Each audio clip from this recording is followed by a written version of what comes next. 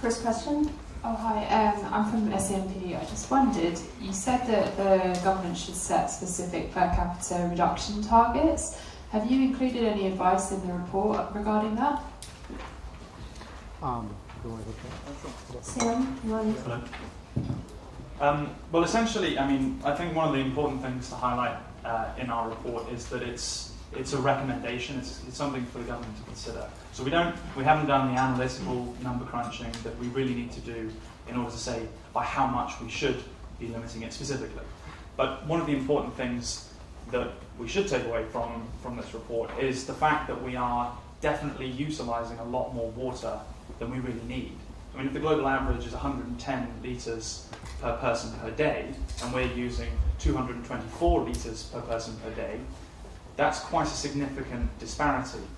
The government does have a programme, the Let's Save 10 Litres of Water campaign, but when you take into consideration the fact that we're using 224 litres every single day, 10 litres doesn't really seem like a significant volume to shave off of that total amount.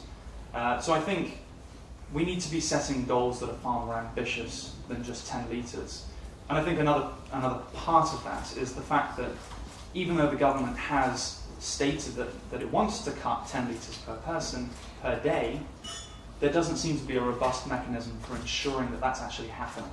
It's not mandated, and it's difficult to know how successful that programme has been to date. Thank you very much. Is there another question? Gentleman in front here. Thank you very much. That was very, very interesting.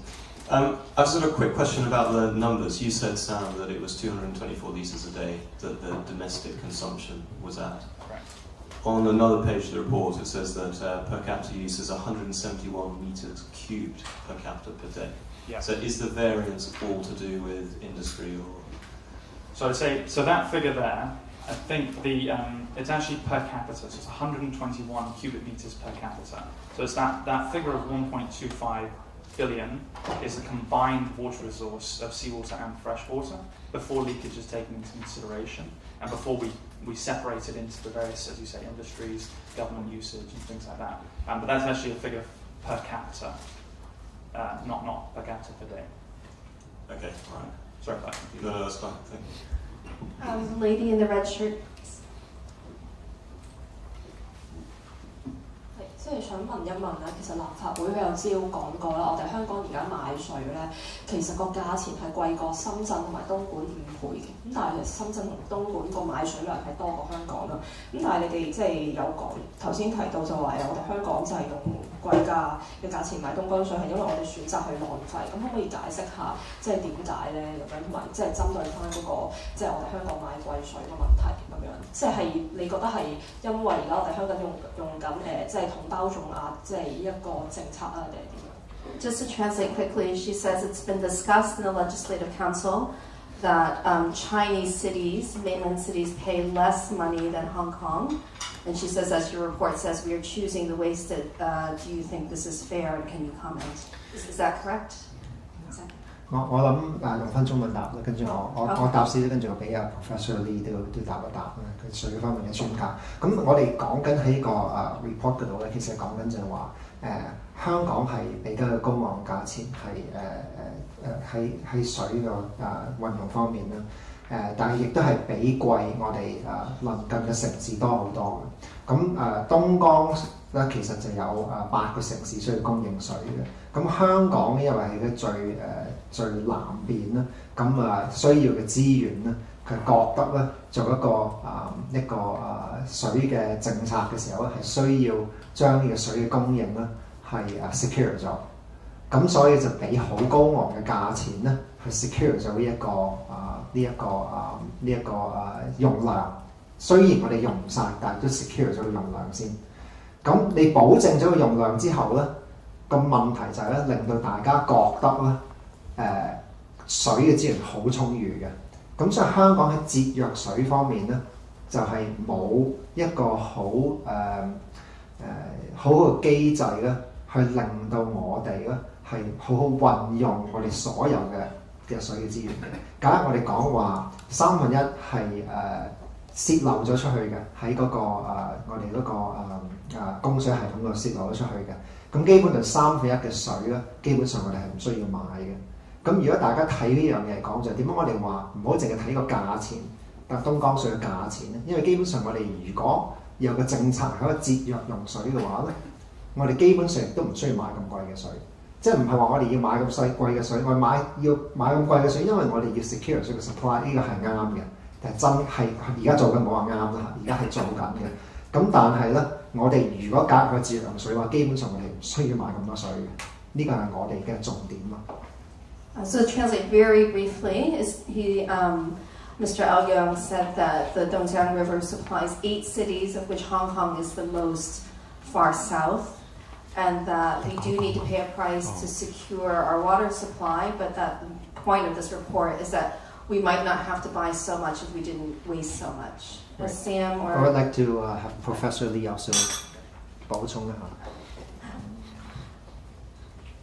I'm going to so I address the question in English first. Yeah. Okay. Yeah. It's somewhat. You have to understand that the price of this imported water from Dongjiang is only one parameter in this agreement to buy water from Guangdong Province. Actually, from Guangdong Investment Limited. Okay. So the price of Dongjiang water is one parameter, and there are other parameters which we do not really have full knowledge of, okay, in regard to how that price is, how the price fit is determined. Yeah. Let me follow up to what Evan has said earlier, and that is, I think we're paying this premium, okay, quote unquote, in quotation first, okay, this premium price, okay, for this water from the East River, for 2 reasons, okay. One is we are getting a priority supply status. Meaning, among all the cities receiving water from the East River, we're given this priority supply status. We can get the water first, okay, among all the cities relying on the East River. Second, we are getting a 99.9 reliability, okay, and there is another reason why we are paying this premium for the imported water. So, one, priority supply status. Second, 99.9% reliability in terms of water supply, even in terms of severe drought. Okay, that we're given this sort of guarantee that we'll get this supply of water from the East River, and that's why we are paying this premium for the imported water. Yeah. Now, I think we also studied in the report, okay, that whether or not, okay, the price that we're paying for the imported water, okay, is appropriate has to be looked at from a larger perspective, and that is we have to look at the price of this imported water from a larger river basin perspective, and that is whether or not the price that we're paying is sufficient to cover the total cost of supplying this quality water to the Hong Kong population. And I think if we look at the larger picture, okay, we have arrived at a position, as stated in the report, okay, we're actually underpaid, meaning the cost of providing good quality water is actually a lot more expensive than what we are paying. Okay, now example include, okay, underpaying in terms of what? In terms of this huge gap in investment in conservation projects in the upstream and midstream section of the Dongjiang River Basin. Okay, and there are reports and there are numbers, okay, that indicate that there's a huge gap in terms of investment in the conservation project in the upstream and midstream section of the East River Basin. Okay, and so what we are paying, okay, around right now between $5 to $6 Hong Kong dollars per cubic meter is actually not sufficient. So what we are arguing is that we are underpaying, Shenzhen is underpaying, Dongguan is underpaying. Basically, water as a natural resource is underpriced, okay, to the extent that it has to be raised, okay, by a huge margin, okay, for us to realize that it is a very precious natural resource. Yeah. Thank you, Dr. Lee. Sam, do you have anything to add? No, I agree completely with what Fred said. He agrees completely. Would you like to repeat in Chinese, or should we move on? It will be a little bit difficult. Okay. Are there any other questions on the floor? Okay, there's 2. So the lady, and then Francis and then here. 1, 2, 3.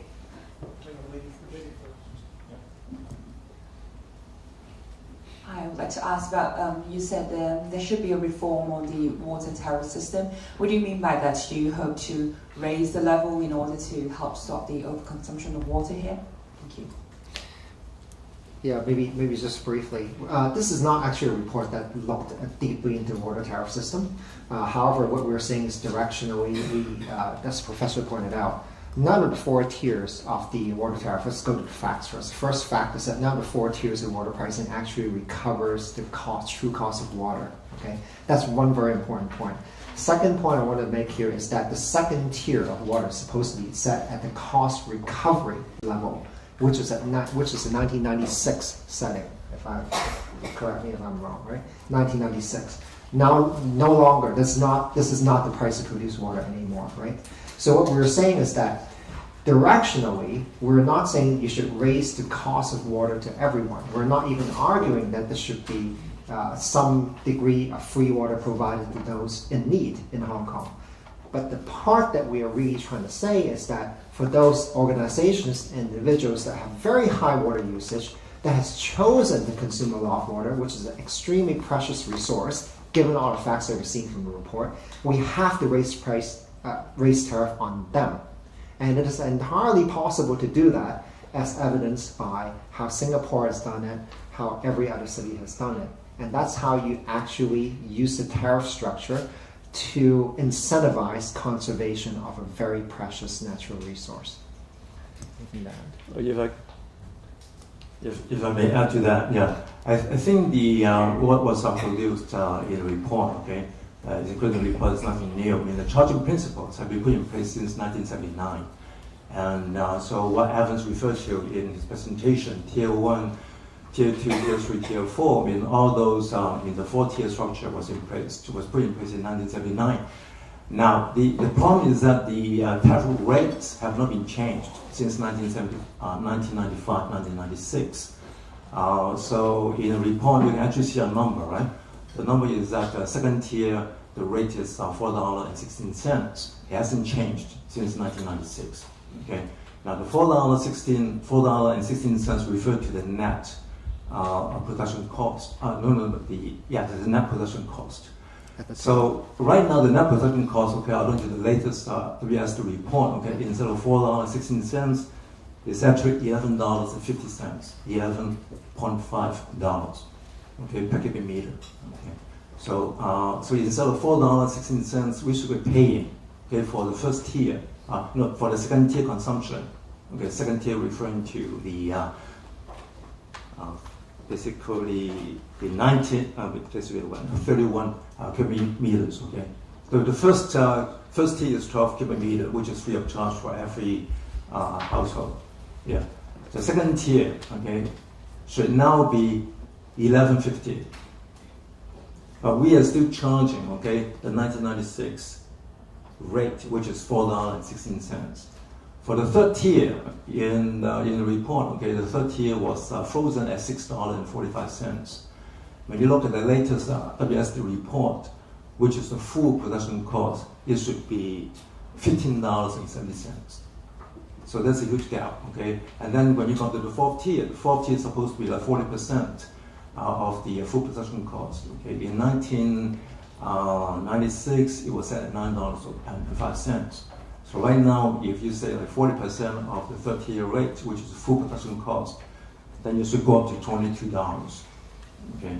Now, what does it mean? Okay, I did some calculation. Okay, what it means is that assuming a household is using about, let's say, 170 liters per person per day. Okay, it's 3-person household. So what means that under the current tariff rates, then the household is paying every month about $94. You can apply the actual production cost, okay? Then and following the same set of like charging principles, then the household should pay $194. So they should pay about 105% more than what they're paying now per month. So there's nothing. I think there's nothing wrong with the charging principles that were set in 1979 when they were designed to discourage overconsumption. Okay, I think what's wrong, what happened was that since 1995, 96, for political reasons, the tariff rates have been frozen and haven't been changed. Yeah. So I think what we're advocating is that let's update the tariff rates to reflect the true or the actual production cost, the net production cost and the full production cost of fresh water. Thank you, Dr. Lee. Sam, do you have anything to add? Again, I agree completely with that. You're a very able person. The next question is from Francis Moriarty. Yes, my question goes to the conservation side rather than the cost side. Are you impeded, or not you, but is Hong Kong being impeded in that direction by the fact that the water department is under Commerce as the policy bureau, rather than under perhaps, let's say, the Environment Bureau or some other bureau? I'll go to overview and then you study the structure a little bit. This can be a 1-hour topic, but overall, the governance, if you compare it sort of even Hong Kong versus Singapore, we don't have a full ownership, as you pointed out correctly. Does it matter is under which bureau? To me, it doesn't really matter, but does the Water Services Department has a policy that sits upon it versus a administrative department that actually, if you're an administrative department, we're looking at conservation policy. Basically, what happens is that you focus on utility. So water is not actually seen as a scarce resource in that respect, and therefore we focus a lot on supply. That's sort of how Hong Kong government typically works in that way. But what you need to do is to align that water services department, similar to what Singapore has done. Basically, a public utilities board is what Singapore has.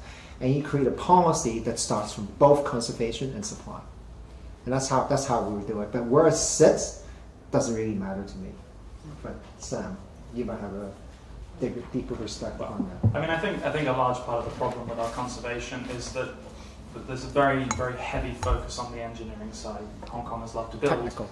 Particularly the WSD, there is a department that it has a huge number of engineers, and so a lot of the ways that they approach some of these problems is by upping the supply rather than maybe changing some of the policy, looking at the mindset, perhaps studying the psychology or the culture.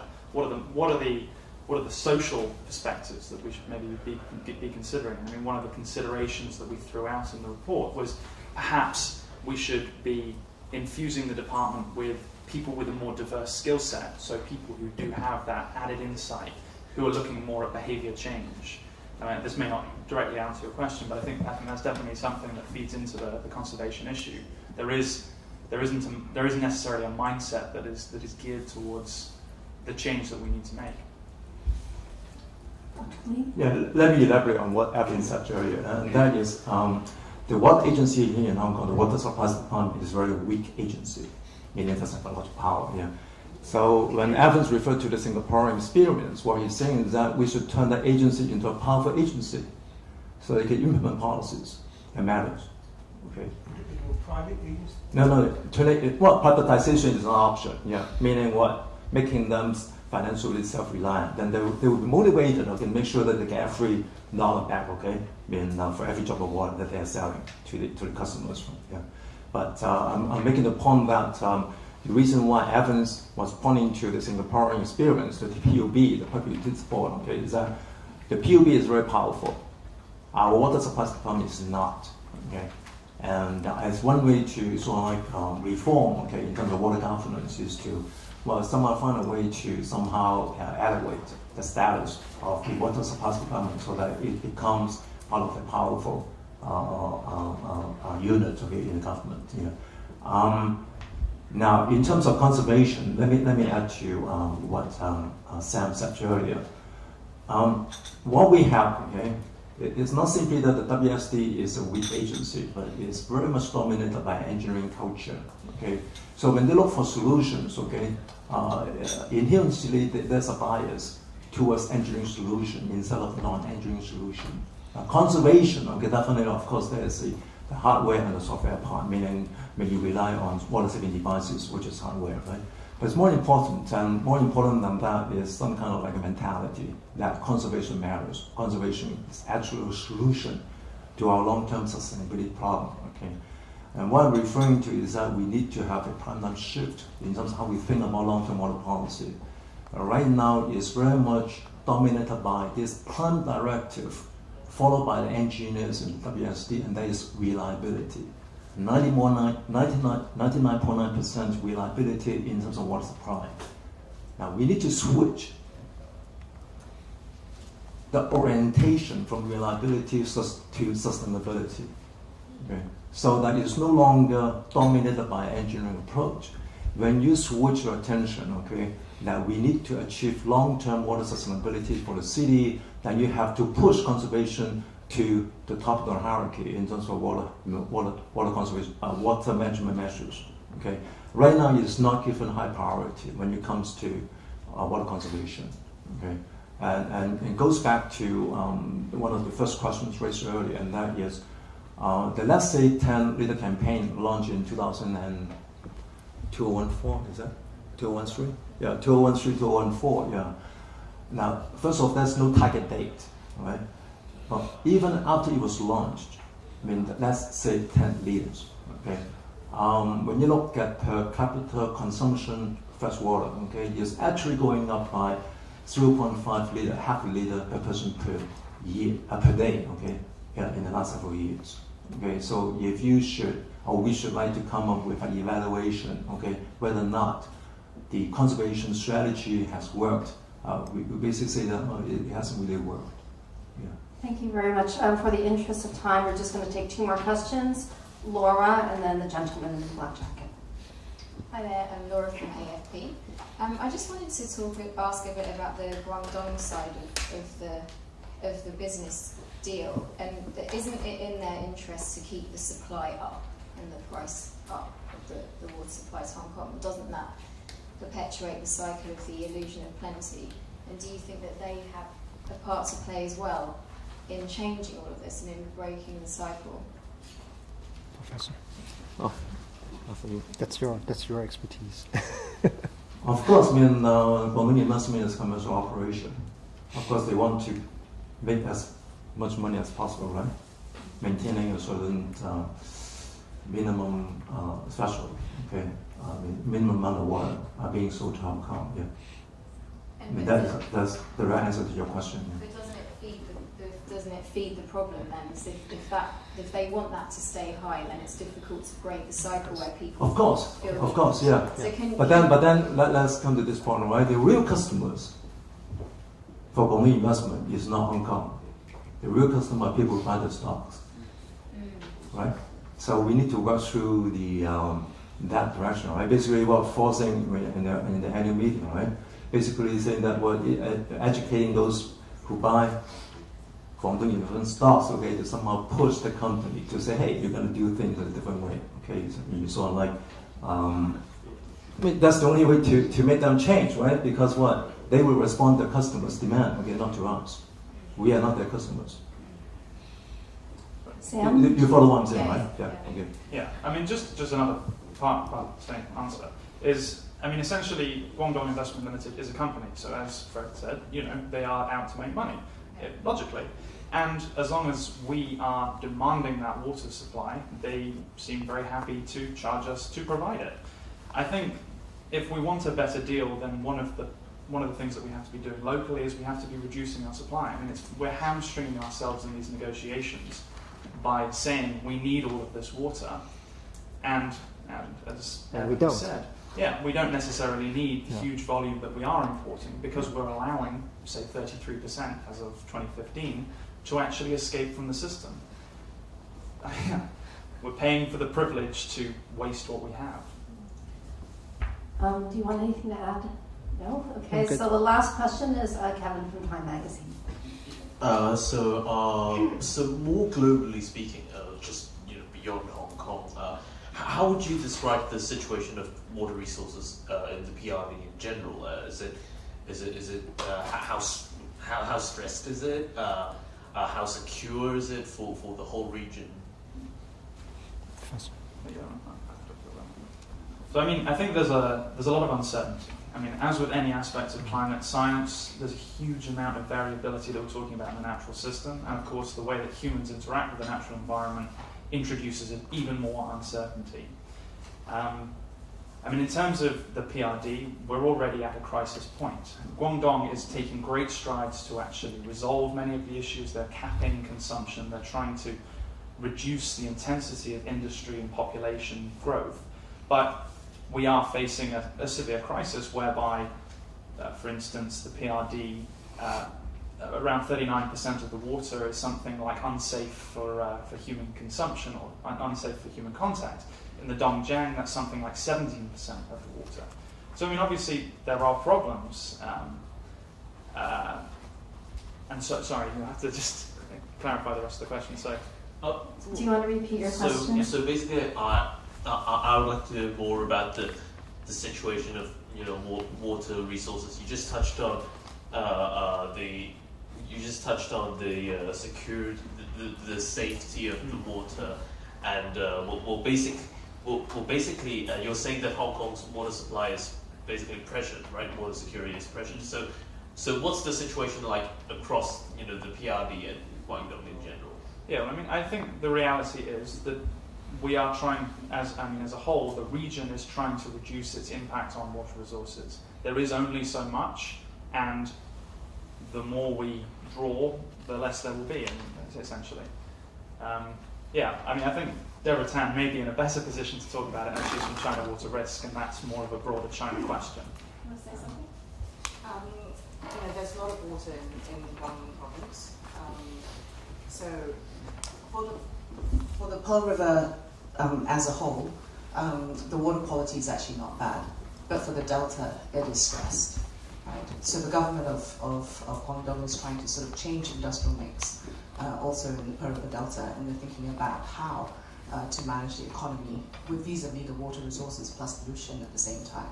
Right? So in that sense, that's what Sam was sort of saying, it is stressed. 39% or something like that of the water is falling in grade 4 to 5, so unfit for human contact. But in terms of the amount of total water, China has now imposed a strict water management policy of 3 red lines. As one of the red lines is there's a national cap on total water use, because they're trying to slow down the total amount of water used per person per year. And this varies from province to province. As a more developed province, Guangdong actually has to reduce its total water use.